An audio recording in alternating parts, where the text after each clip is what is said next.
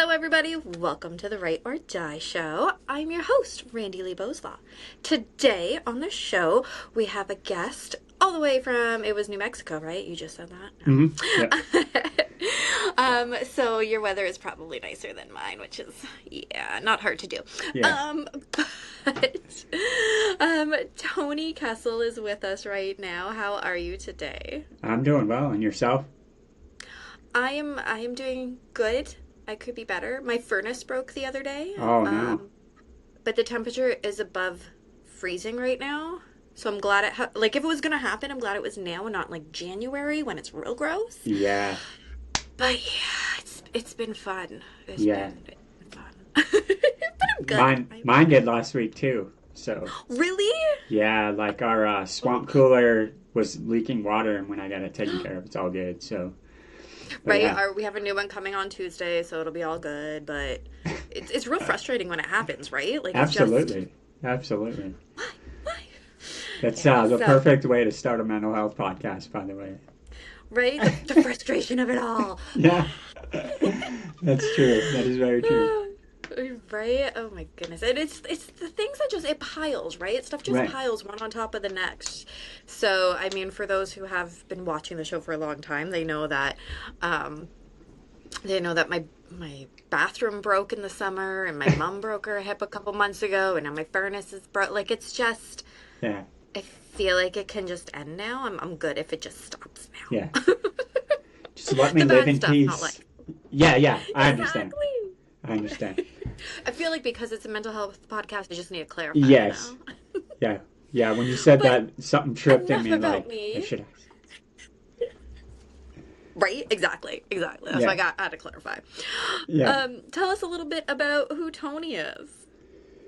So I'm a full-time soldier with the New Mexico National Guard. Is what I do by practice. But really, in terms of mental health, it's a thing I've dealt with my whole life, and just being able to use my story, my healing, to benefit other people, and to have engaging conversations like this one is really what I'm striving for now. Is normalizing what living life with mental health concerns or getting to mental wellness really can look like if we start to be more transparent with each other and honest with some of these things.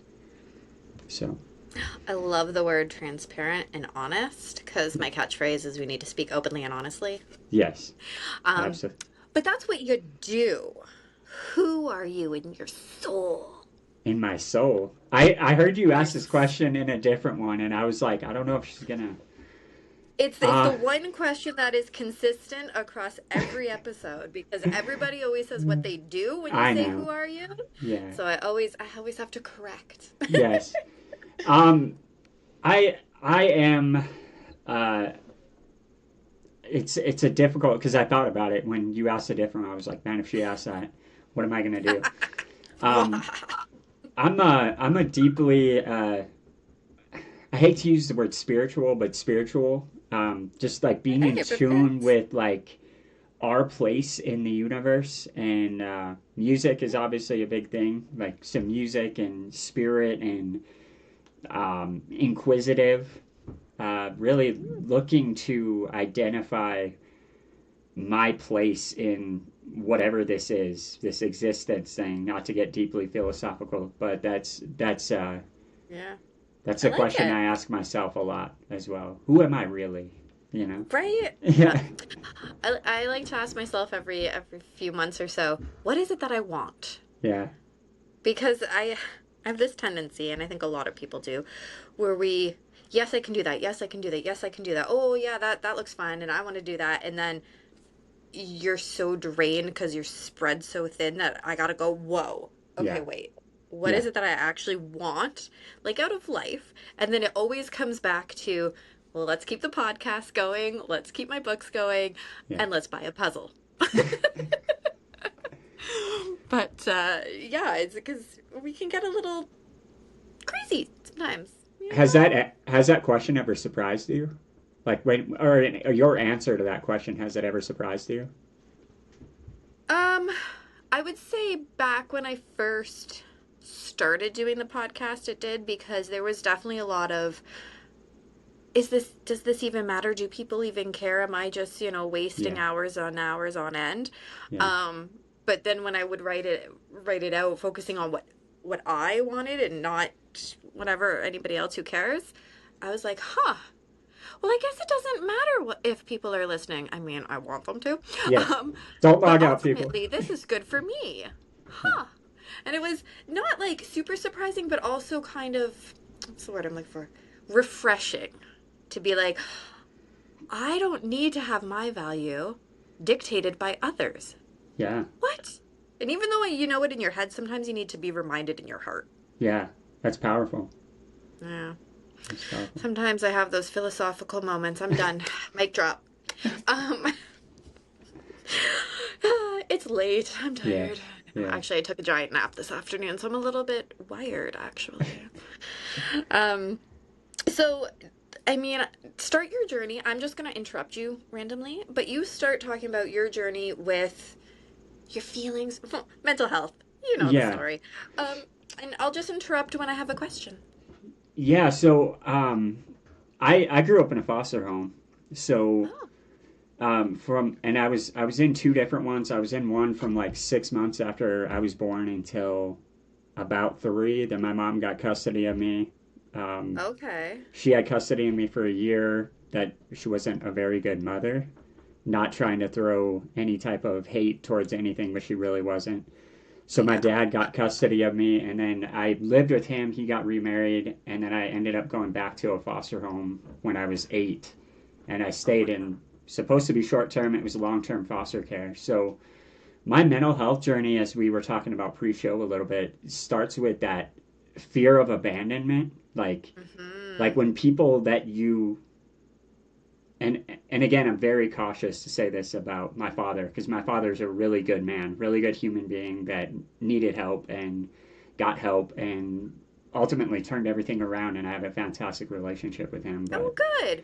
Well, we um, can talk about how people were at the time when we're discussing our past. I yeah, get what you're saying. yeah, Totally do. Yes. yeah. And so that fear of abandonment, when people that are supposed to love you unconditionally Yeah. ultimately leave you, your sense of from like brick one, it's like who in the world am I? So that when you ask that question, it's a panicked question that I ask myself almost on a daily basis. And so Yeah. it's like, well, who the fear of abandonment piece, I guess. There's this identity crisis that corresponds with that. That's like every change in life ultimately drives this quandary of like I didn't have a healthy understanding or acknowledgement of who it was or who it is that I am. Because Mm-hmm. you normally look to your parents for that, right? You can look, Yeah. you'd be like, I'm this because and I mean, if you saw me and my dad together, you'd be like, yeah, that's definitely that dude's kid. And if you saw my oldest child, you'd be like, yeah, that's that dude's kid too. But That's there's awesome. certain things that I feel and certain things that I do and certain like that I didn't observe. They're just like biologically ingrained in me. And I'm like, why in the Yeah. world is that the thing? Um, and then there are some things like my dad laughs at his own jokes, and that drives me insane. But I just did it. Um, but yeah, so there's like certain things that you're like, why are we like this? And even though I had that relationship and that connection with him, there's still a part when you're not seeing them in daily interaction that kind of Mhm. leads to that. And so a lot of my identity really became in like consuming music, and that was kind of what I did to medicate in terms of like who am I, and so I would search for Mhm. pieces of who I was supposed to be through the lyrics of songs that were playing on the radio or whatever. Oh, I love that so much. Okay, Yeah, so I'm gonna interrupt you. See what I do? perfect. Um, so a couple things. Um, when you're talking about that fear of abandonment and all that stuff, you look relatively my age-ish, which means Mm-hmm. this is all happening, I'm guessing, Yep. 90s-ish. Yeah, Yep. okay. Um, that was not normal. That was not Right. typical to have a broken family, Right. right? Yes. Even being raised by like a single parent was taboo at the Yes. time. Yes. right? When TV shows would air an episode and you would have the divorce coming or a foster kid or a Yeah. single, oh my gosh, those were like talked about episodes. It was Yes. a big deal. So, Yeah. I mean, we really have to, I mean, your story is great, but put that mindset of time on there too. Yes. When this is happening, you literally have no resources. You Mhm. had to have no internet. You have people are going, oh my gosh, yeah, that's the foster kid, Yeah. right? Because that wasn't something that was ever discussed. No. There was no going, no picking up our phone going, what does this mean? Or how can I find whatever the resource is, right? So that's going to play on you Yeah. just as much as a Mm. kid because you're looking at everybody else going, well, you have a happy and you actually have no idea if they're happy or not. Yeah. But as a little kid, you have a happy two-parent family. Why don't I? Yeah. And it's, that is heartbreaking when I Yes. think about that. Hmm. Um, so, there's that piece that I just wanted to remind people. Let's remember what it was like 30 years ago when things go down. Yeah. Because it was a very different time for a kid to be going through that. Not that it's necessarily easier for a kid nowadays, but they potentially have more resources. I know in the area I live, there's like mental health kids walk-in clinics all Yeah. over the region. That is So, awesome. right? That So is it is a little fantastic. bit more accessible now Yeah. than it was then. Um, so that's something that's really important. And then the other thing I wanted to mention was that I love that you have that relationship with your dad now. Yeah. I love it so much. And I love that you can say, at that time he needed help because people need help. And it's Yeah. something that's often forgotten and pushed aside. And we're just like, oh, that guy's a loser. Oh, he can't take care of it and he can't do. Yeah. But instead, we need to switch the script and go, well, they need help. Yeah. Doesn't necessarily mean that we have the answers to help them, but just viewing people in the lens of they need help as opposed to the lens of they're awful individuals Yeah. makes the world a little bit of a better place, Yes. I think. Yes. Yeah, and honestly, I've talked mental health. I've been in a lot of circles and done a lot of things various. You're the first person to point out how taboo divorce was. It was me and the other kid in my foster home. We're the only foster kids in my tiny North Dakota high school or school altogether. And so Wow. if you can see what that does, this is setting like the most important brick to my mental health was that like no one was like me. I was like, no one understands what I'm going through at all. There's no one that is doing what I'm doing. And you're a kid, you're like, who am I? And no one knows this. And Yes. like you said, there's social media, there's Facebook communities, there's you can hop on a phone in mental health and talk to some like a qualified medical professional somewhere else now. Like you couldn't do any Yep. of that stuff in rural Southwest North Dakota Yeah. in You the were mid lucky, 90s. right? You were lucky if a school had a guidance counselor. Yes. Yeah. Like, and they, at least at my school, we had one, but they didn't touch that stuff. Like Right. for me, I was so depressed in high school, like ready to actually off myself. My Yeah. guidance counselor is like, and what courses do you want next Yeah. semester? Yeah. I don't care. I plan to not be here next Yeah. semester. Like, so Yeah. even though we had somebody with the title of guidance counselor, it wasn't. It was simply an academic advisor under the guise of Yes. something else. Yes. So, and a lot of schools now do have counselors.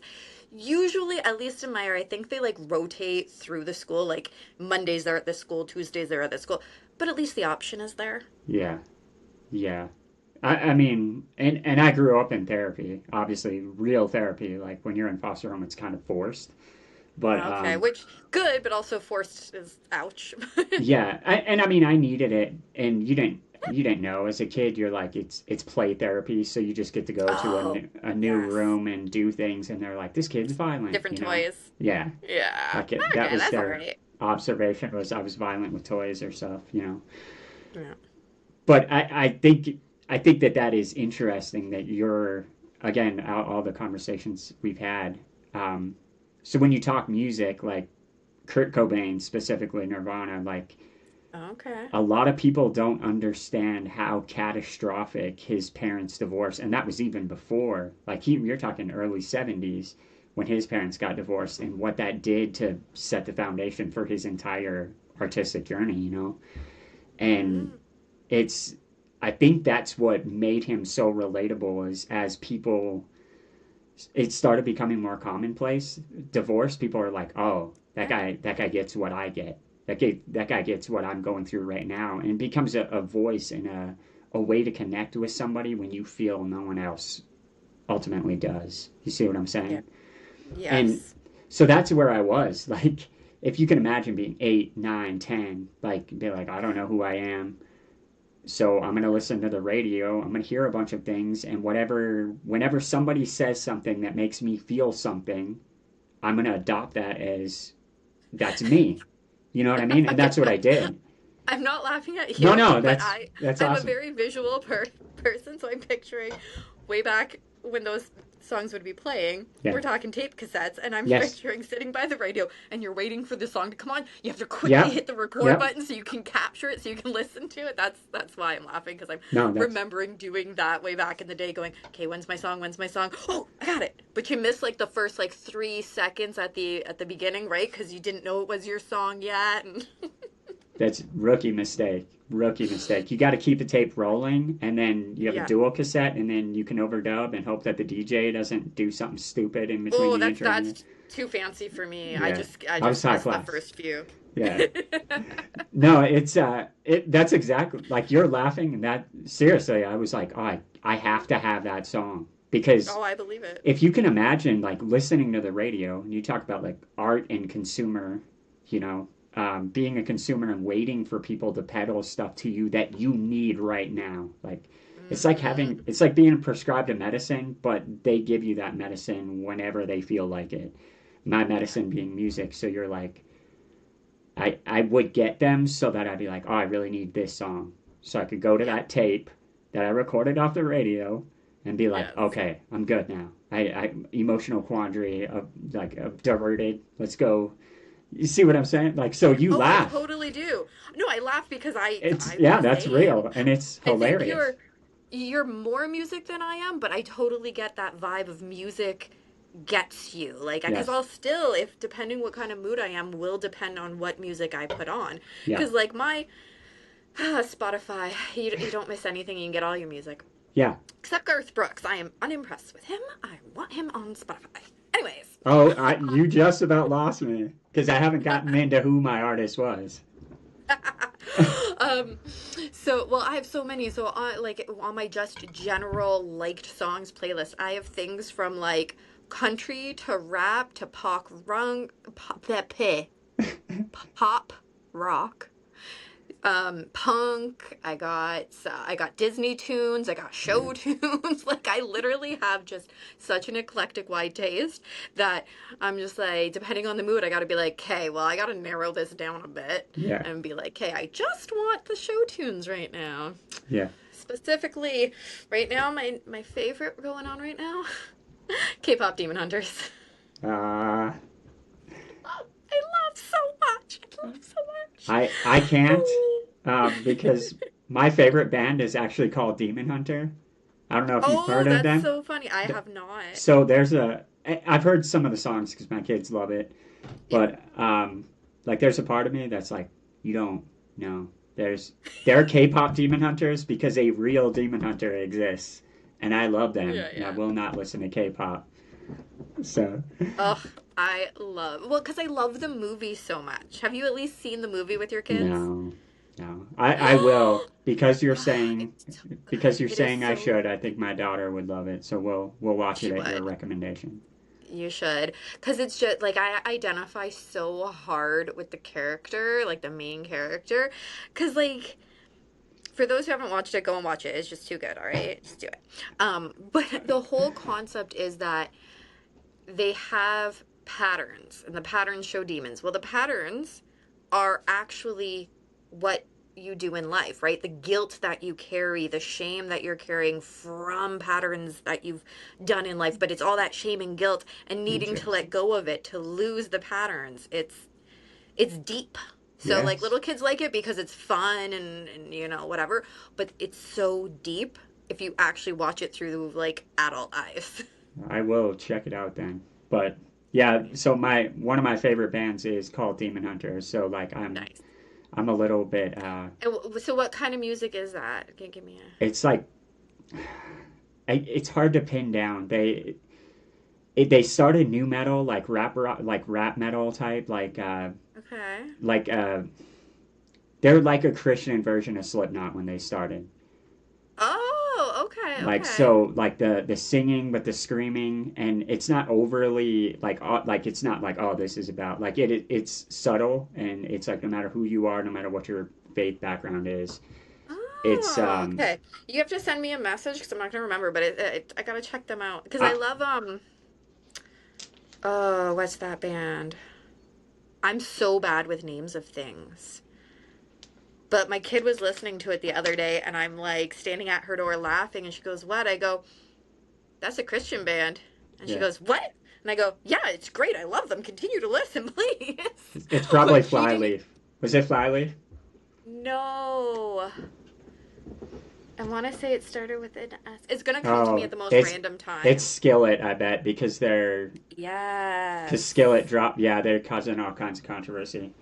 Yeah, so Yes. But it was like the old Skillet songs from like when they first started. yes, yeah, like Oh, Collide era Skillet. yes. Yes, That's the good era. that's the version I like as well. Yeah, Like that's I kind I of took don't off after Comatose, but yeah, yeah, I don't know any of their newer stuff. It's that Collide version. Oh, yes, love amazing. Yeah. yeah. So I can definitely send you some. But Yeah. yeah. So the other thing, because I'm sensing that. I mean, the name of your show is Write or Die, so I'm sensing that you write books or I do stuff. many, Yeah, many books. and so obviously I got to get into that, but. The other thing is, so I'm sitting there with the radio and I'm listening to music, but I was reading like R.L. Stein or Goosebumps, or I was Oh, reading. yes. I loved Roald Dahl. Loved Roald Dahl. One of my favorite books, There's a Boy in the Girl's Bathroom by Louis Satcher, and I it don't know was that one. yeah, it was this troubled kid named Bradley Chalkers, and he didn't. His parents were like, his dad was a retired cop who got shot and couldn't work anymore. Hmm. It's written for kids, but it was very tastefully done. Where this kid is like navigating life, and he's misunderstood, and he goes. They get this new guidance or this new counselor, and he has to go to him, and his family's like trying to make this thing work. And unbelievable book. Like to this day, it's still one of my favorites. But Ooh. yeah, so there was this escapism, this escapism into like the lyrics of songs, and like how do I dive Mm-hmm. into this story to find Yes. people like me, you know what I mean? And Yeah. it wasn't just like to get away from how bad I thought my life was. I was a very optimistic kid, but I was like, no one knows what I feel. And Mm-hmm. so when you talk about that, is one of the most dangerous Yeah. mentalities from a mental health perspective, is like when you feel that that's what life is like, you quickly learn that you're like, I can't take anything to anyone because no one Yeah. is going to understand the base brick that is in my foundation. The divorce piece was enough. The remarriage, so now you've got a blended family like the Brady Bunch. Yeah, 8 total kids, 6 boys, 2 girls. I was one of them. I went from being the Oh. youngest kid when my dad had me to getting his whole attention to falling right smack in the middle, and then you're like Oof. no attention. So like you see all these things that naturally started feeding to my like I have to get noticed, and Mm-hmm. some of those things like obviously acting out because negative attention gains Is more. attention. Yeah, and it Yeah. lasts, it's lasting, right? So if Yeah. I found quickly if I got an A on a paper and I took it home and had a star and they're like, good job, and then it was over. But you know, Yeah. if I threw a rock through a window of an abandoned house, they were talking about it for weeks, Mm-hmm. you know. So it Right? wasn't like I was doing Exactly. that just to get the attention, but I was like, oh, negative attention lasts longer. Yeah. And then I read this. go ahead. Sorry. Sorry. I read this book, The Explosive Child. but I can't remember the author. Anyways, The Explosive Child, I'm sure it'd come up. And in there, because my kid, she has since been diagnosed with autism, ADHD, all the things. But Yeah. when she was really little, like really little before she got these diagnoses, she would act out at school and stuff. And the school was kept sending her home and sending her home and suspending. And I'm like, what is happening? Because then as a parent, you're like, am I doing something wrong? Is this just a bad kid? Like, what is going on? So I Yeah. read this book. And I recommend it for any parent who is struggling, but really anybody in general. It's a good book.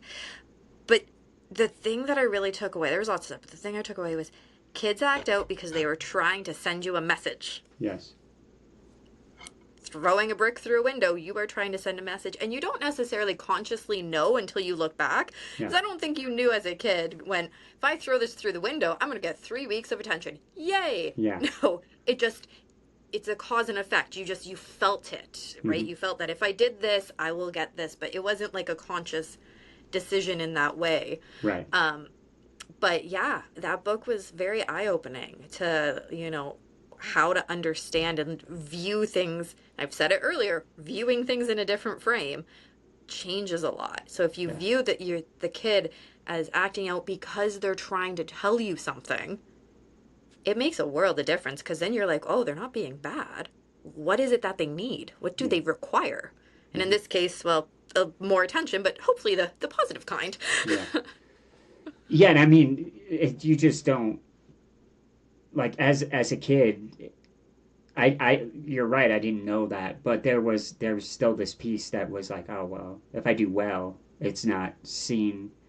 And it's weird how different kids, like, you look at even some of my siblings, my oldest brother, for example, like, became very parental almost, and was like, I need to toe the line, and I need to be the stability in our house, and I need to be perfectly behaved, because, like, so it's weird how similar situations shape people even in the same environment. Whereas he was like very much like, I gotta toe the line. I was like, no, screw all of that. Like, I'm gonna bring my line and mix it all up. Yeah, exactly. Yeah. And it was weird, because I think that's where some of the entertainment came. That was where my artistic aspirations. Not only did I get escape in that, it was like entertainment, or if I would do something. So, for example, singing along with. We didn't come up to what music I was listening to. I was massively into Garth Brooks. Massively. Me too. Love him. Okay. Love him. Because when you said Garth Brooks, I was like, you better watch your mouth. No, I'm mad because he won't put his music on Spotify. Only on Amazon. Only on Amazon. I don't It's have bullcrap. that. I know, that's bullcrap. I agree with you. I know. I like Apple Music. One album on Spotify. It is his live concert from like 92 in Germany. Yes. So I've downloaded all those ones, but Yes. like I used to have all the CDs, but I don't have a CD player anymore. Yeah. So I need it on Spotify. Yeah. No, I'm an Apple Music person, and I do have I have all of his CDs like 3 times, and I do have a CD player. Like, I am obsessed. I am absolutely obsessed. So good. At my grandparents, at my Nana and Papa's anniversary, when I was like, I don't know, I want to say I was maybe 6. It was in the summer. It was at their church, this tiny little church. It's closed now because it was so tiny. Yeah. Anyways, we're in the yard or whatever, and everybody is getting up and doing their toast to them, because I don't know, it was 50 years or whatever it was. I mean, it's 30 years ago. I don't remember. So anyways, I get up and I sing a Garth Brooks song to them. Lonesome Dove, and I sing it because it's my favorite song, and I sing it in my little tiny voice, and yeah. My dad played the CD out of the car stereo, just kind of blasted. I had the little microphone, and yeah. You are a true fan. Lonesome Dove, that's Rope in the Wind, people. Rope in the Wind, people. Yeah, unbelievable. No, so a lot of my musical journey is Garth Brooks. So, like, I'm not as much into him now. Obviously, I'm a lot harder. After he retired, I kind of fell away, but... I saw him in concert. I didn't think I ever would, but we saw him in concert in Buffalo quite a few years ago now, I feel like. So when he had kind of retired and was just in Vegas, right? Yes. And then he had that one return tour. Yeah. And I'm like, at the hospital because I was getting an ultrasound for my foot. So I was waiting and I just hit refresh, refresh, refresh. I'm like, I need these tickets. I Yes. need these tickets. And it Yes. was general admission, all tickets the same price, which was Yeah. crazy. And Yes. I'm just, and we got, by the time I got through, and I was on like 10 minutes before they were available, even. Like everyone else just hitting the button. And Yeah. we got two tickets, and it made my whole life. It was when his Man and Machine came out, that Yes. CD. But Yes. I love that the concert, like, they played a couple, but they played all their old stuff. Yes. Oh, Holy crap. oh, so good. So Anyways. natural segue if you want to. So that's important because Garth Brooks was all I listened to. Like I listened to the radio, but I was trying to get Garth Brooks' songs off the radio, taping them, Yes. live performances of Friends in Low Places and the Thunder Rolls with the magical third verses Oh, and the Thunder Rolls. That's my second favorite. yeah. So my favorite song of all time is That Summer. And so when It's a good one. yes, so as I don't think there's any bad ones. I'm trying to from his old catalog I don't think so. There's no before like he real bad retired. ones. Yeah, nothing. But That No. Summer was the medicine that I used when I went to foster home. So, and I'll never forget, like, I was sitting in the back seat and I was like, who in the world are you? You know, like, I was like, Yeah. these people, they have me, but they really love me? Like, what is going to go on? They're going to quit on me too. Like, all these little thoughts that you have as a kid. And That Summer played over the radio as we were driving to go get clothes or something. Yeah. And I was like, man, Garth Brooks gets me. That summer's not about what I was going through. As a matter of fact, like I don't think you could release that song today. Like it is wildly Right? inappropriate. Wildly. Right. Like Well, when you first said that that was the song you connected with, I'm like, am I thinking of the same song you're yeah. thinking of? No, it was like and hear me out, hear me out. That whole like the she had a need to feel the thunder. There's Yeah, like okay, this I'm thinking of the right one. yes, so there's like you feel this desperation. Like I got the right Yeah. emotion. The storyline is nowhere near, but No, there's no, this but I get the emotion. Okay. yeah. So I there's get it. this desperation of a farmhand who is like, I'm in this place, and this widow who's like lonely, and they're both together. So it's kind of a relationship of convenience. Yes. Okay. And I picture she's like a 60-year-old woman because that's Oh, the me only too. time you're able to be widowed. Like Yeah. forget that. But yeah, so there's this like desperate moment of like two people just being like, what do I do? Just longing and needing for any type of connection. And I didn't Yes. know that Okay. as a Yes. kid. As a kid, I didn't know that. I get that now. Yeah. I felt that.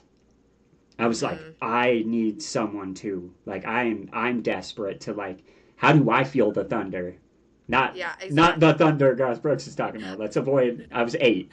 Like I didn't need that Right. The thunder. the 8-year-old version. Yeah. Yeah, Yeah. No, I totally get you because I didn't know what it meant either when I. Yeah. Yeah. yeah. So Yeah.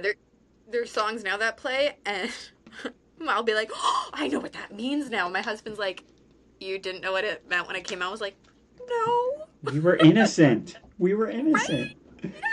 Yes. No, so when you talk about that's a natural segue into that was what I did. Like that was what I'd use to medicate is I would dig deep in the lyrics of Garth Brooks songs. Oh, so good. The one of the some what my social worker had in pieces and my foster parents bought No Fences right after it came out and yes, Wolves is another one of those songs I connected with immediately. I was like, they're talking about me. They're talking about closing down farms, dude. But I felt like I was like, Yeah. I feel like the wolf's after me, you know? So Yeah. that hook at the end of the song where it's like it's a slow, just calm, and you feel the desperation of this Mm-hmm. family losing everything. But then at the end, that prayer that he sings is just like, I need that. Like, Mm-hmm. protect me. Like, who's looking out for me? If you can Yeah. imagine trying to find yourself through these songs, and I mean, That you is can obviously because you're obviously. as big of a fan as I am. So I'm gonna He ask a was my question. crush. I'm sure he wasn't your crush, but he was my crush back No, then. no, I didn't have a crush on him. But Yeah, I had a crush. so um, when you talk of fear of abandonment, and then I got massively into Garth Brooks. And Garth Brooks was the only thing that I felt. He was my identity. I was like, me and Garth Brooks. Like, I fantasized writing songs that I would send to him, and he would be like, this is fantastic. And he would call me, and then we would write music together. You know, like I Yeah. had this deep fantasy. I had magazine clippings. All like, I was like, me and Garth Brooks are going to be writing buddies, or I'm going to write for him. We're going to tour the world Yeah. together. I had just wild I love dreams. it. And 2000, October 2000, he announced his retirement. And I had headphones almost exactly like these ones I would sleep in, and I would listen to the radio just to go to sleep. Yeah. Well, when he announced that Garth Brooks was retiring, I was like, what in the world am I going to do? Like, I am, Right. my Ah. whole, everything I am is this guy continuing to release music. Yeah. If he doesn't do that, I can't exist. That's how dramatic. Yeah. I mean, he was the only sense of stability. Even though I was in a foster Right. home for 8 years at that point, and they proved in time after time that Garth Brooks was my twisted He sense was your of constant. stability. Yeah. Yeah. So when you talk fear of abandonment, talk about what his retirement did to me. Because I was like, all right, if I have Garth Brooks through that summer, Yeah. if I have him, then I will always be okay. And then Garth's Yeah. like, yeah, I'm going to leave you because I care about being a dad. I'm like, no, forget your kids. I need you. Like, Right. when Yeah. when he retired, it shook my identity yet again. And I was like a Yeah. sophomore in high school at the time. So you're Yeah. already going through that. What am I going to do? The next Ugh. steps in my life.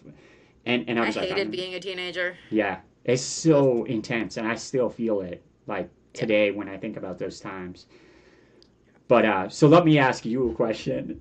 I'm gonna find All out right. how I'm gonna find out how dedicated you are. Chris Oh Gaines. dear. Chris Oh Gaines. Talk to dear. me about Chris Gaines. Honestly, I never really paid attention to that side. You It was it was Garth Brooks or nothing. I didn't. it was I didn't at first either.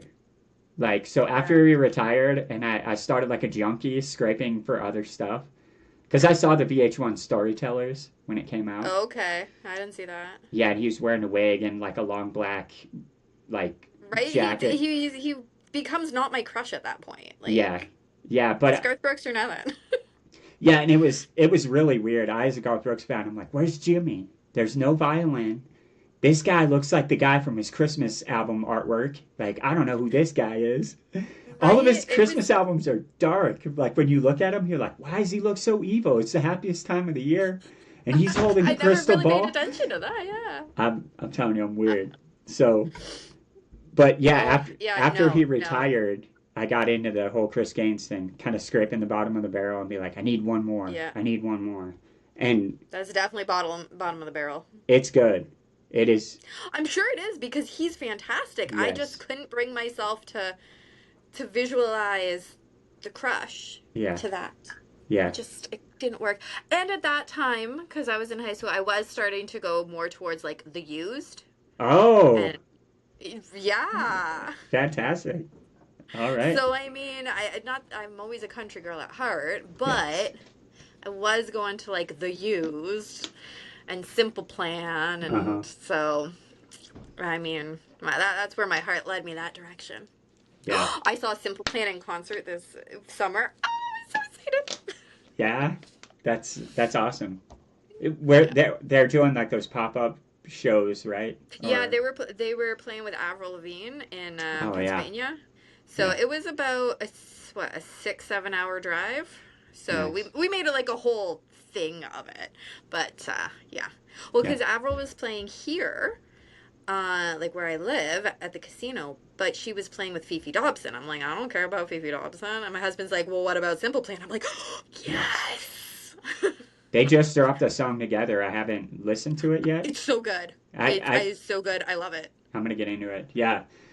So yeah, like after he retired, that like I went from like you have Garth Brooks and then you have 90s country, which 90s country is the best country. Hmm. I mean, old like Dolly Parton. That like there's a lot of people that would argue with me, but 90s country Yeah. was the last good era of country music.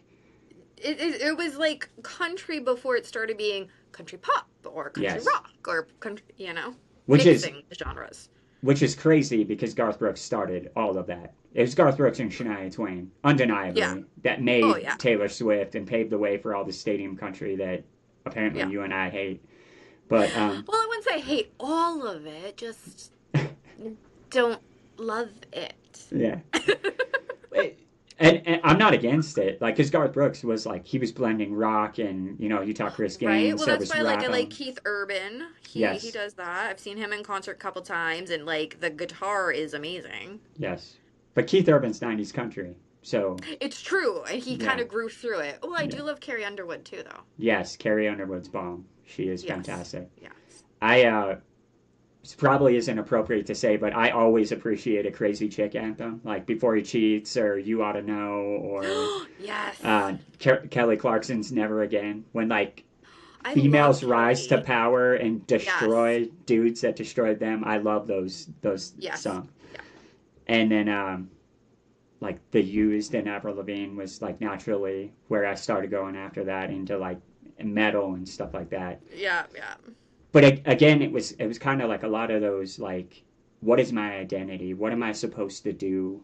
Like the fear of abandonment is always there, but like it's like trying to continue to find yourself, and you're like, well, Garth Brooks never talked about divorce. He never talked about. Yeah.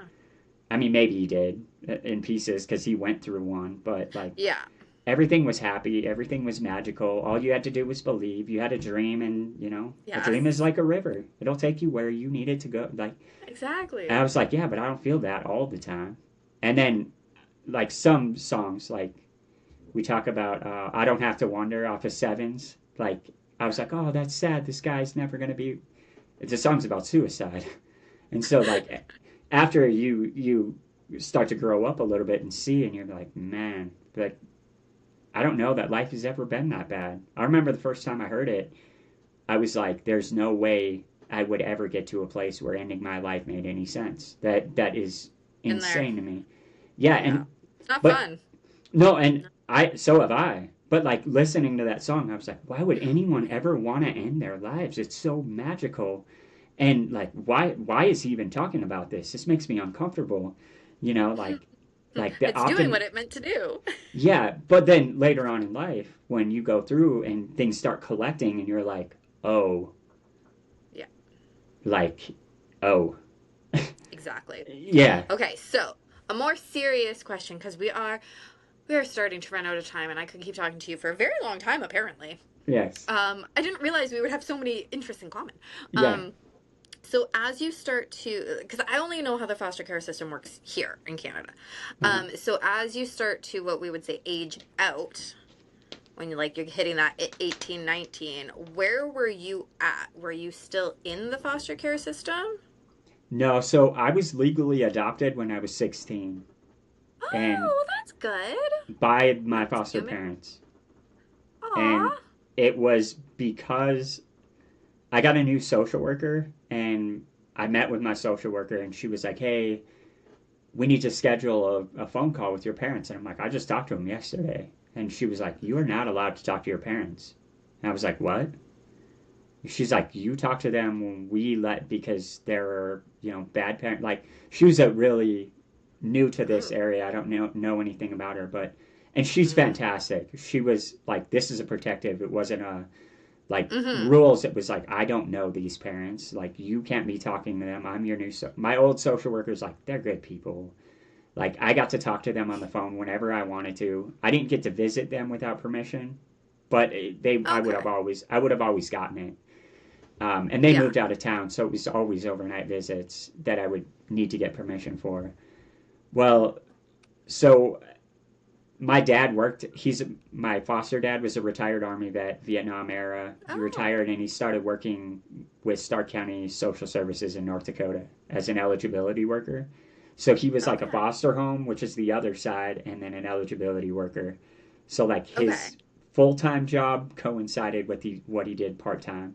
And so after she found out that I talked to my parents, she went home or she went to the office and like pulled my dad aside and was like, you can't let him talk to his parents. Like that is not acceptable by policy. This is what Mm-hmm. this is. And so they came home, we had a family meeting, and they were like, what are you going to do? And I was like, I don't have permission to talk to my family. This is crazy. Yeah. And they were like, we'll adopt you. So I had to ask my parents. My real mom never gave me an answer back, never answered. But I had to call my dad and be like, hey, can you give up my parental rights so I can get adopted? And he was like, absolutely. Like he didn't ask questions, which is Aw. insane to me now as an adult. But I was legally adopted to get access to my biological parents, if that makes any sense, to That's get out of the so system. crazy. Yes. Yeah, my older siblings from that were like, how dare you? You betrayed the family. I was like, no, no. And contrary, like it's the opposite. Hmm. But yeah, so Now you just have extra parents. yes. Yeah, and but I mean all of the stuff when you say age out, you talk resources for kids who are troubled. Um, in troubled, I say loosely. Like as far Yeah. as yes, I got counseling and I was going to weekly counseling for the better part of 8 years and um, all of that stuff. But when you talk about like everything that you need to like get to college and what do you do to Hmm. pick a career and guidance counselors and all of that stuff was kind of deficient in North Yeah. Dakota. Okay. So, but yeah, you do typically age out, and they have transition programs that you can be involved in, or they'll carry you, and there are resources. But because I was legally adopted, I just kind of went my own way. Yeah. Oh, hmm. So tell me a little bit more about that. So like you got your legally adopted, you said 16. So what happened from, I mean, it doesn't have to be super in depth unless you want to, Yeah, but from when you were 16 to kind of adulthood where you're ready to live on your own and move out and do all that stuff. yeah. So I went to war with my foster parents from I got into a lot of legal trouble. I was like my biological mom taught me how to shoplift when we were like little Mm, kids. And so I learned, I was like, hey, you're poor. I don't want I don't want to ever be told no. I deserve the things that I want. And so I learned stealing was as a mechanism from there. yeah. And I just retained that. Like so when you're 3 years old and your mom's taught you to steal, like you're Yeah. like, I want something, I get it. I don't need to ask questions. Well that was a Yeah. large part of some of the problems that I created. So I got three charges with juvenile court within like from 13 to 14 for like Oh, stealing wow. candy or throwing rocks through. The one time I threw a rock, it was in a rock throwing contest and a semi happened to drive by and I nailed the window and broke the windshield. Oh, That was yeah, totally incident like coincidental. I was not throwing the rock at the windshield, but I yeah. threw it right as and It was yeah, all, yeah. Bad timing. yes. So that one time I did not actually throw something with the intention to be destructive. It just so happened to be that way. Yeah. But yeah, so three juvenile charges within 6 to 10 months, and I was Oh my basically by the gosh. time I was 14, was advised by my probation officer. She's like, if I see you again between now and the time you're 18, you will go to what's called the state industrial school, and it Okay. was like incarceration for kids. Okay. So when you talk of fear of abandonment, like, yeah, That's that's top. yeah, like I'm like, okay, well, I'm gonna be taken away from the one thing that does seem to be stable. And I didn't Yeah. change. I didn't reform. I got into a knockdown drag out with my mom, who was from Detroit, Michigan, married to Okay. an Army vet who moved back to North Dakota after he retired to be near his parents. And so me and my foster mom had a battle of the wills, if you will. And I was like, no, well, she's streets, so Yeah. there was no winning against her, and I tried my hardest. So I was Yeah. grounded from Labor Day of my freshman year until Labor Day of my sophomore year. I was Oh my grounded for a year straight. gosh. And so my dad is Wow. a retired Army vet, Yeah. and so we had this knockdown drag out and she's like, you're grounded until further notice, and I'm like, that's not there no that doesn't define anything. What does that even mean? And she was like, when you have the attitude to change and you display that you understand what life should really be like, then you and I will Hmm. talk. And I was like, that doesn't mean anything to me. Like, tell me, like, is that 2 weeks? Is that a month? Like, I'm very That would drive me concrete. crazy. I like Yeah, specifics. I'm very black and white. I don't like to live Yeah. in the shades of gray. Like, Yeah. and she was like, it's, and I'm like, all right, well, you'll get tired of me and you'll quit. And I didn't say this, but she knew I loved being in my room. I loved sitting next to my radio. I loved Yep. reading books and drawing pictures and building things out of Legos. Like, I was like, what Yep. kind of punishment is this? Like, as a matter of fact, to be like, my friends are like, hey, come out. I'm like, sorry, I'm grounded. You Yeah. know, Oh darn. yeah, yeah. So Yep. it wasn't at all a punishment, but she knew. She was like, oh no, I'm taking your Garth Brooks tape collection. A heart broke. Yeah, she took the whole thing. Um, and she left me a tiny tape player and one blank cassette. She never said anything about it, and I was like, I'm going to rebuild my Garth Brooks collection. Yeah, Like, yeah, screw yeah. you. But yeah, it was a year, and at the end of that was now this wasn't the reward. Like the whole everything was like just happened on the timeline. It was like at the end of that, I reformed and I met my social worker, and Oh, then okay. the adoption thing. So it wasn't like a hey, you finally changed, so we'll legally adopt you like that. Yeah, yeah. Timing. Yeah. Yeah, it was all timing. But yeah, so it was the death of my biological grandma that kind of shaped me. Is my biological father called to ask if I could go and visit her one last time before she passed. Mm-hmm. And my foster mom told him no. Oh She wow. yeah, he was like he still isn't changing, and my dad's like please, like she's going to pass away, and he's shown zero willingness to change. Like he made his bed, he's laying in it. Yeah. And he was like, okay, I don't agree with any of this, but you're in charge. And then Mm-hmm. she passed. And so my dad called back and she's like, she's dead now. Like, he needs to come to the funeral. She told him no again. Yes, she's cold. I'm telling you, Oh, Detroit, Michigan. Like, I did not know damn. who I was playing with. No, And, she don't play no games. no. And so my dad accepted it. And then he called back and he was like, please, please. And she was like, all right, I'll let him go. If he does one thing, 2 years, he will be incarcerated. 2 years. And so she drove me. It was about a 80-mile journey, and we met in the middle, 40 miles. She spent the whole Okay, 20 so minutes. sorry. Canadian here. How long is that in time? Okay, so let me try to convert miles to kilometers real quick. 3 kilometers per 5 miles.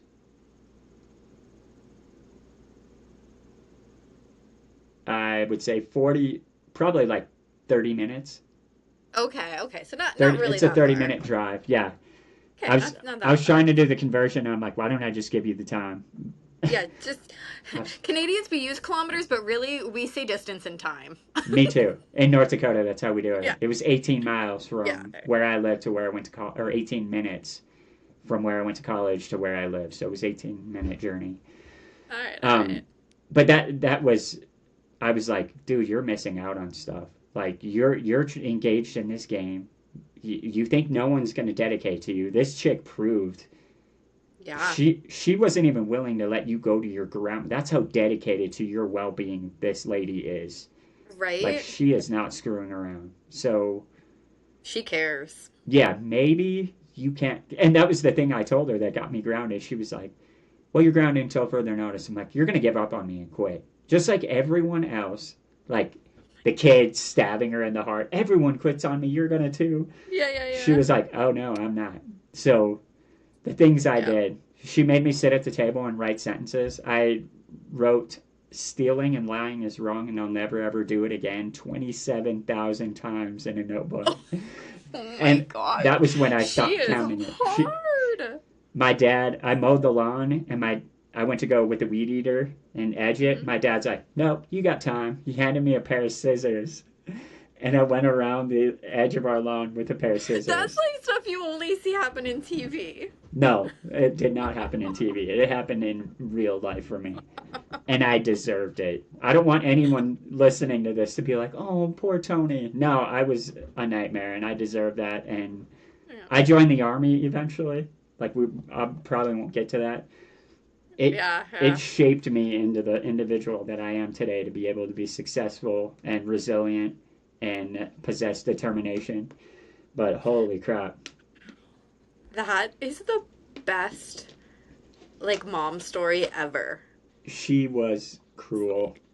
I yeah, yeah. And I Cruel in mean the most cruel. loving way though. Yes, exactly. You Yes. get it. You get I it. do. I totally do. I love that so much. Well, it's reminding me when my stepdaughter was little. She was probably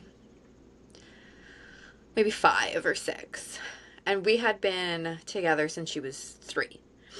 And we were coming back from the zoo, and my daughter said something, and I answered her, and then my stepdaughter said something, but she said something real nasty and mean. So I took her stuffed animal away.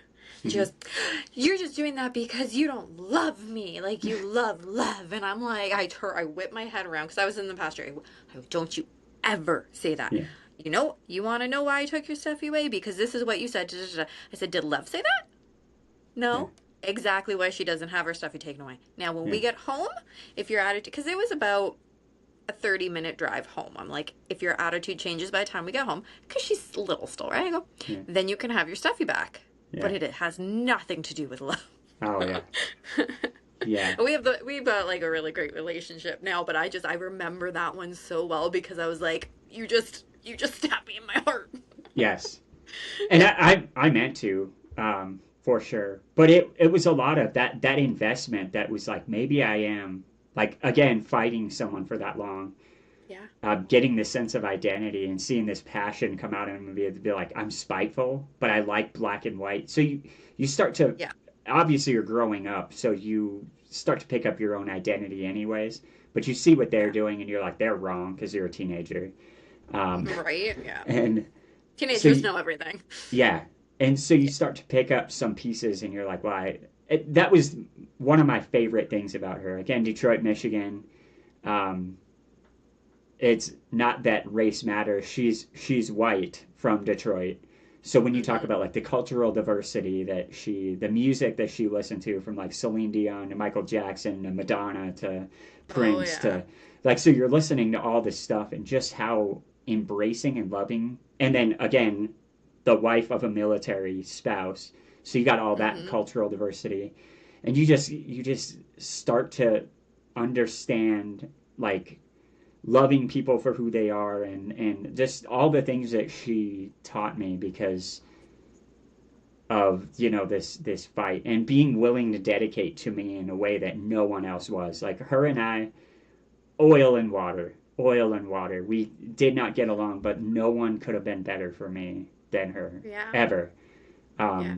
She Do you still talk to her? Like, we had a falling out, if you can aw. believe it, oil and water. But she passed in 2020. But Oh, okay. we had a falling out at one point, and then we reunited a little bit later, Okay, good. and talked. And we kind of understood that we would never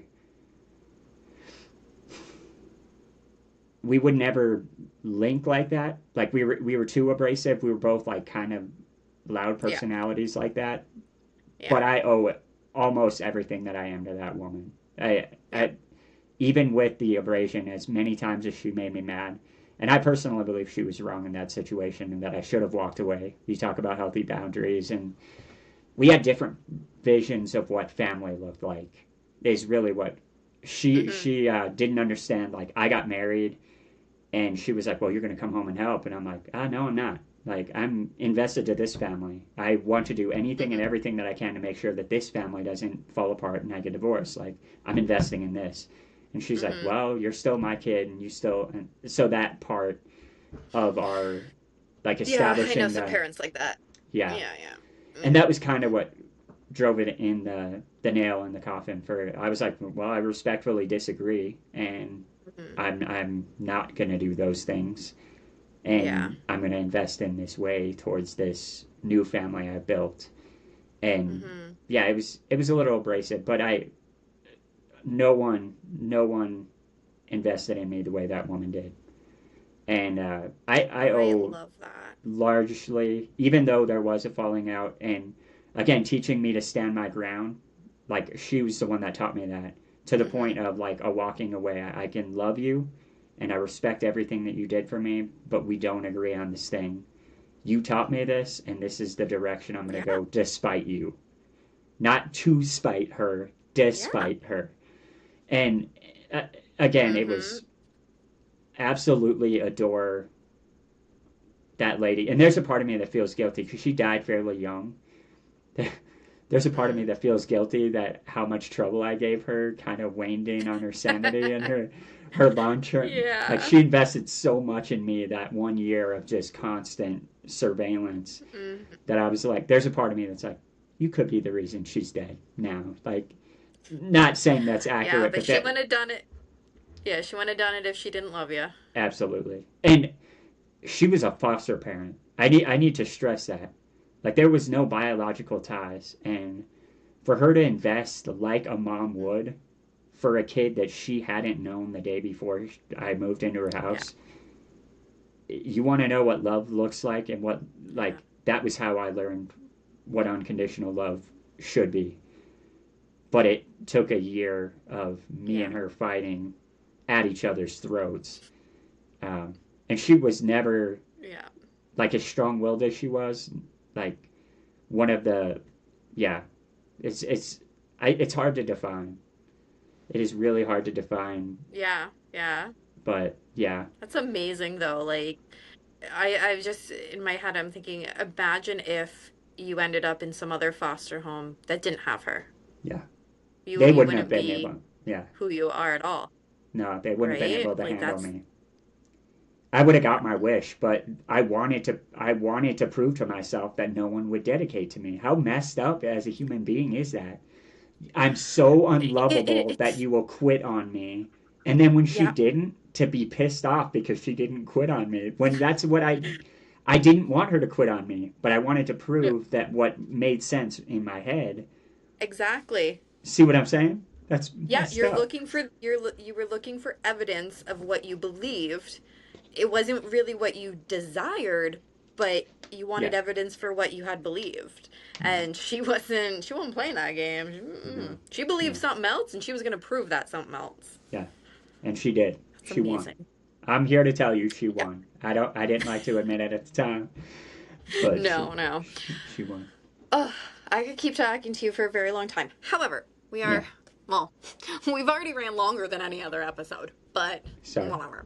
That's okay. I want to give you an opportunity to promote yourself a little bit.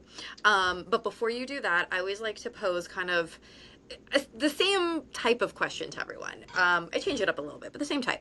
So, what would be your piece of wisdom to, I'm going to say, to like a kid or a teen, like a young person who believes that people don't care about them?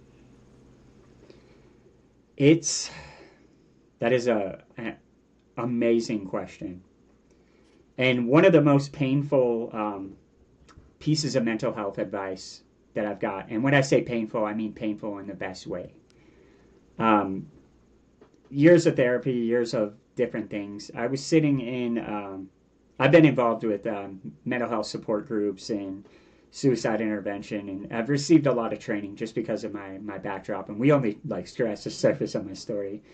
Yeah, I know. We got really off track, but I No, had no, fun. this was unbelievable conversation. I love it.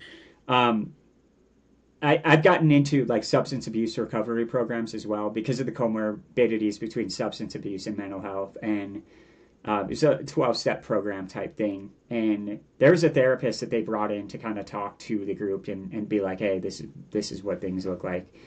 And I asked some question. I don't even remember what I asked, but he was like, hey, what happens if your kid thought that? Like, I don't remember what it was. It was like a self-doubt type question. And he's like, what Okay. would you say to your child if they brought what you just said to me to you? I was like, oh no, that wouldn't fly. Like, I would look at him and be like, no, you're not worthless. You're not this. You're not that. And he's like, oh really? Like, so you can talk like that? And I was like, yeah, yeah, I can. And Oh, he's snap. like, you would talk to your child like that, but what about you? And again, this is the pain. Is I was like, I you mean I should love myself? Like, I was so confused. And he's like, yeah, man, like, be nice to you. Yeah, like, it blew my mind. And so, like, I felt this joy for a second. And I was like, I shouldn't talk to myself like that. And he's like, you gotta, your parents, no matter how good they were or were not, aren't perfect people. Like, they did their best. You have to accept what they did. And you have to go back as an adult now and reparent yourself in some of those ways, to give yourself grace and to give yourself love, and to be like, you know what, you are trying, you know where you're trying, be real with yourself and honest. Like, sometimes we don't, and to hold yourself accountable and Yeah. be hard when you are slacking. But he said that, and it was weird because it broke my heart too. It broke my heart and made me feel joy at the exact same time. And I didn't know you could feel two emotions with that level of clarity. Is Yeah. that I was like, how sad is it that we have to, like that we can't just Yeah. have these perfect experiences where people speak love into your life all the time, because we don't need that. Sometimes you need hard truth. You need the Yeah. swift fist of Detroit justice right to the middle of your face. And I think that is it. I think the inner child and the child or the teenager is, not everything is always as intense as we feel it. And you have Mm-hmm. every right to feel every emotion in every way that you do. But, like, love yourself through it. Be gentle with yourself, and to say, like, to explore, like, why do I feel this way? And to be like, okay, like, sit down and coach yourself almost like a conversation, to be like, you're doing the best you can. This is where you're doing right. This is where you're falling short. But you're doing the best that you can. Let's get to where you need to through help, resources, and that you're not alone. You're never alone. That was like one of the biggest lessons, is that somebody always feels some varying degree of what you feel. And it doesn't matter whether they can understand it, as long as they are there. You see what I'm saying? Like, to not I be love that. alone in weird emotions is one of the biggest things that I found helpful. And then to not allow other people to sit alone in those feelings as well. Yeah. Oh, I love that. So, now that we've got rid of the hard part of the conversation, even though this was just like fun, Yeah. um, um, what are you working on right now? What's going on? So I actually was on the promotion circuit for my book. It's called It's All in the Lyrics. And it's a memoir of basically me talking about how I use music as therapy, and how I picked one song a day for a year. And it all started because I attended a Garth Brooks concert in 2017. You're the only person that cares about this. So I this, am. I care so everyone much. else is like, who's Garth Brooks? Like, you're like, Go oh, and look him up, but obviously not on Spotify. there are 22 of the 366 songs. I did the math. 22 of them are Garth Brooks. I That's love it 7%. so much. 7% of this playlist is Garth I love Brooks. that. No one beats him. No. But yeah, that was what I did. Was I basically walked through my life, and one song at a time. I'm not like, here's a song and this song makes me feel, like, I tell the story of why that song was impactful. And Oh, I that's built the cool. playlist of my life on Apple Music, Spotify. Um, but I recently recorded, back in July, I released the Oh. audiobook version for this, which I Hmm. narrated. And the big thing is I determined through this process that I have a story to tell, and I need to tell it. So I started by writing this book, but really my inclination is as a musician. And Yeah. so I'm like, hey, all of this stuff, to all of the lyrics and all of the ways that musicians have helped me find who I am, there's Yes. almost this, like, pulling that I've had my entire life, that I've tried to stifle, to create and to write books and to write poetry and to write music and to put it out into the environment and to pay it forward in the ways that art has saved my life. So This is my honest are attempt you to. a magician? I was I'm gonna not a ask if you were a magician. magician, a Not a magician. musician. I am, and I talk a little bit about that. Not a magician, but I write and record music, and this is my first home studio. That is that so cool. I just wrapped construction on back in October, and I'm currently producing my first ever song in this studio because of this journey. Um, That is so cool. and it's a song I Well, wrote in if you ever 2004. need some lyrics, I have Yes, poetry that I want to turn into songs. So let's we do should do it. something. We should Yes. totes do something. So my media imprint is Duelist Media, and that's what I want to do. Is I want to help other people be like, hey, how do you turn this into Yeah, something that is palatable? Now you're a writer, so you probably have stuff in the atmosphere already, I do. but to get people like me that were like, could I do this? Yeah. Yes, you can. It's so easy to self-publish these days, and Right? like It is. you see It's so this, easy. like I did all of this on my own. The It's hardest so part is marketing. yes, I'm not interested in that at all. But And and why are you on this show right now? because I like having conversations with good people.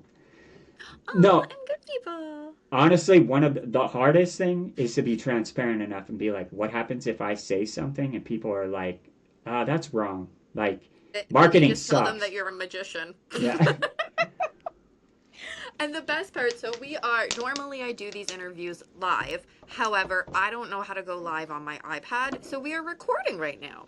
Yeah. Because my mom with her broken hip is still in my bedroom with my actual like stuff. But I still don't edit out the things that I do wrong because yeah, I want to be transparent. I want people to see that I'm a real person. So Yeah. we know the answer to the question of are you a magician? Yes. Yeah, and so that's something large that I want to do is work with them, and even in like a music, I don't know, are you traditionally published or self-published? Self-published. I have too Yeah. much depression to try and go traditional. Yeah. I don't think I could have handled the no's because Yes. 100% you're going to get a million no's before you get a yes. And Yes. I wasn't going to do that to myself. Me neither. And I went self-publication because I Hmm. didn't want anyone to tell me how to make my art. And that's the other And I thing want to because, own my art. And so yeah, that's a large part of what I do in exactly. A lot of is my I stuff don't is nonfiction.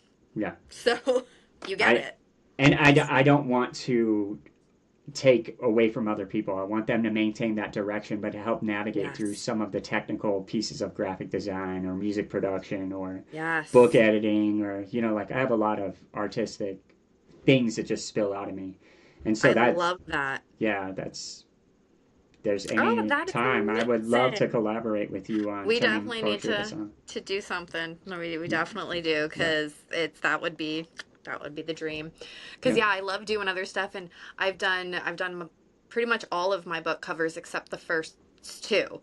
Yeah. Um, and I love doing it. I feel every time I do it, and I get better at it. Right? I'm Yes. gonna say there's definitely some that I'm like, ooh, that needs to be redone, Yeah. but that's okay. Yeah. Right? It's okay to look back and go, I can do this better now.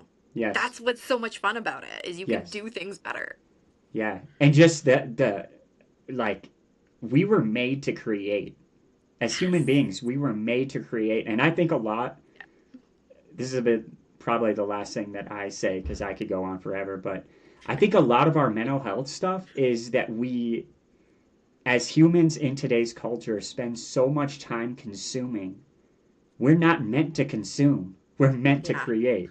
We're meant to Right? emulate. Not to get overly spiritual or into It's all any right. particular um, faith system, but if you believe in any type of higher power, like we are created tied to that, and we want to do what was done for us. Is we want to Yes. create. We want whether that's in life, whether that's as artists, we want to create, and to do so is depriving us and holding us in a place that doesn't allow us to do what we were meant to do. And that is the largest answer to why I have mental health issues is because for so long I stifled that. And to have the courage to finally say, no, I'm not going to do that. I'm not going to do that anymore. I'm going to create. I'm going to follow I my love it. calling. So, Yes.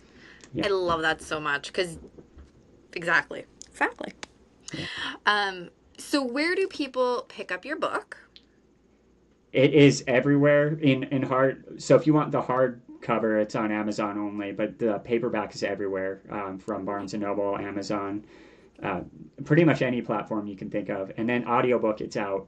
It came out in July, but it's out on every major platform. Spotify, Audible, you name it, it's out there. So Amazing. yeah. And where do people follow you?